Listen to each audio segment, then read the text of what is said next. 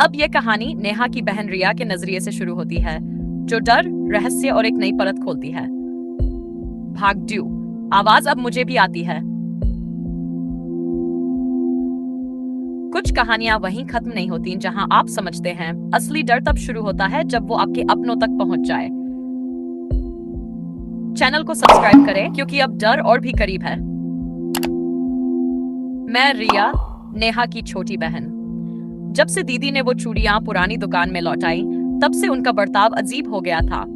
वो अक्सर चुप रहती, रात में नींद से चिल्लाकर उठ जाती और कई बार अपने हाथों को देखती रहती, जैसे कुछ ढूंढ रही हो।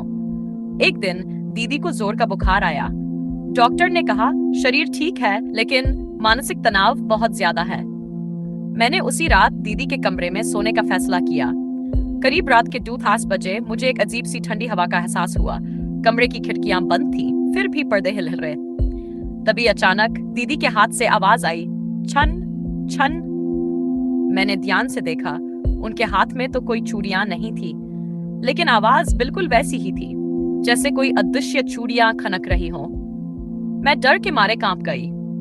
उसी पल दीदी ने नींद में बड़बड़ाना शुरू किया, वो आ रही है, वो मुझे नहीं छोड़ेगी, वो कहती है मेरी चूड़ियां तुझे पहननी थी। मैंने दीदी को जगाने की कोशिश की, लेकिन वो जोर से चीख पड़ी, मत छुओ मुझे, वो मुझे फिर से ले जाएगी।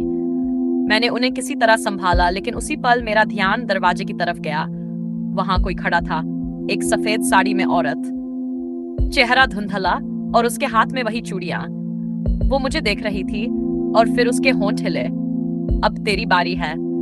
अगली सुबह दीदी का बुखार तो उतर गया, लेकिन अब वो मुझे देखकर कुछ नहीं बोलती, बस मुस्कुराती है, बहुत अजीब सी मुस्कान। और अब वो चूड़ियों की आवाज मुझे भी आने लगी है। कल रात मैंने शीशे में देखा, मेरे हाथों में वही चूड़ियां थीं। वो मुझसे कहेगी, तू मेरी चूड़ियां क्यों पहनती है? क्या आउटरो टैग है? क्या आप जानना चाहते हैं कि अगली बारी किसकी है? क्या रिया इस चूड़ियों की कहानी को रोक पाएगी या अब डर का अगला शिकार बन जाएगी? जानने के लिए जुड़े रहिए, चैनल को सब्सक्राइब करें और अगला भाग मिस मत करिए। अगली चीख आपकी भी हो सकती है।